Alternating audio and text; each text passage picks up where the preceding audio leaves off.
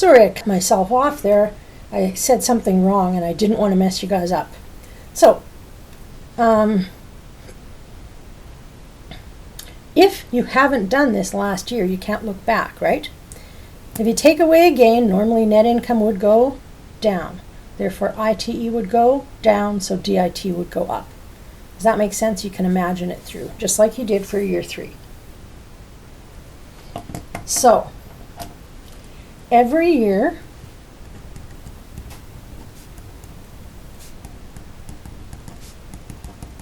until it's sold externally, adjust land and DIT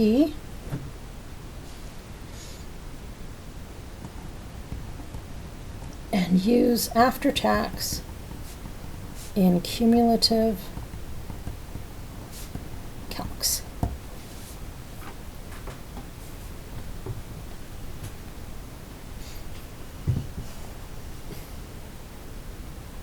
Okay, so that's every year, year 4 and after.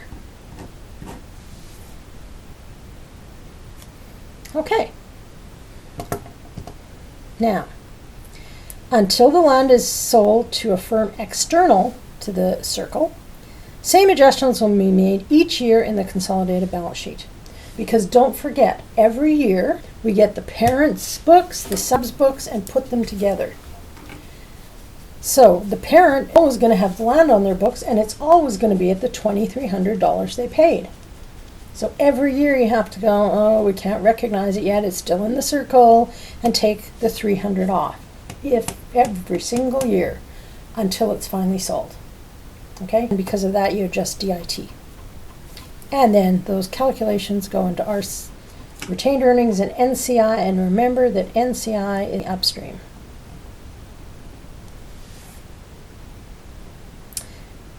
Okay. Now, finally, the land is sold. That net 180 profit will have to be recognized in addition to any other gain on the income statement, and these can be gain or loss. So, let's set up our little schedule, balance, tax, after tax, and we have realized gain on land, which is 300, 120, and 180. So, let's start with this now. So, we're realizing a gain now. So, which way is net income going? Up, right? And that means, what are we doing to gain? We're increasing it. Now, you might have a loss, and then you add this gain, and it ends up still being a loss, whatever. This is the adjustment you have to make. And if net income goes up, what happens to ITE? Goes up. Okay? Now, what about the land? Does the parent still have the land on their books? No, because they sold it. So land, otherwise we wouldn't be recognizing this. Nothing to do with land. And therefore, DIT, nothing. Okay.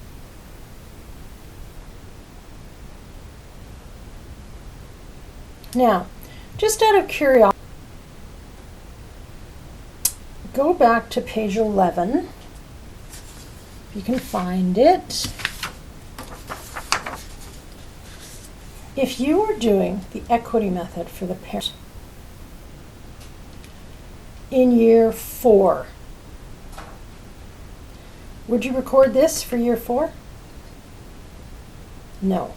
If you were doing year 4, the only thing is you'd use the year 4 schedule.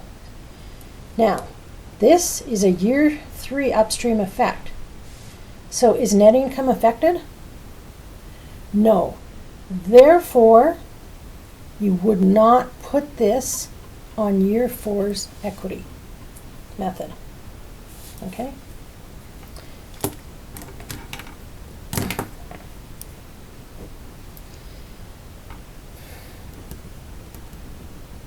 Because net income, oops, that's too high, isn't affected in year 4, don't include it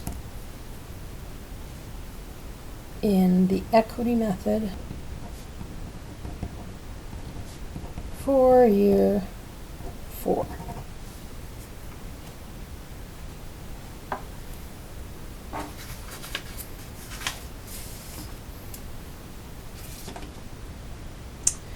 Okay. Well, hopefully you had time to see that.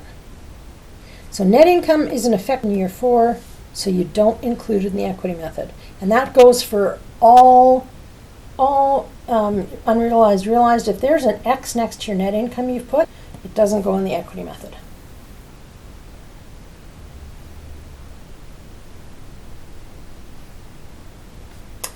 Okay, other issues. You can read through intercompany transaction losses. Of course, the loss would be the opposite of a gain. So work through, make sure you know it. You can read about intertransfer pricing. And of course, you are technically required to know all these requirements and analysis and interpretation. I'm focusing on getting you through understanding a consolidation. And there's some differences for ASPE. Now, Appendix 6 has the intercompany eliminations like this when land is recorded using the revaluation model. And if you don't remember, revaluation model is what you learned in 315, Accounting 315, or 261? No, can't remember the numbers. Okay. And that's the revaluation model allowed under IFRS, that you can record your assets to fair value. And so you might do it on a cycle of every 3 years or something like that. You've got to make sure you get a good market value adjustment, and there's rules on that and all that. So there'd be different intercompany eliminations when you do that. It is definitely not testable. It's pushing the boundaries, so do it after you've understood everything else. Now, one thing I do suggest you do first is do the self-study problem 2, which is good coverage of this stuff. And my handwritten solution is under chapter 6 on Blackboard.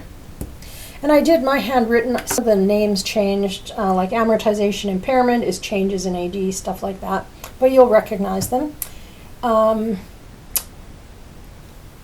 It's a good way to make sure you understand this chapter. So if you're having issues with this chapter, because it's hard to pick up the first time.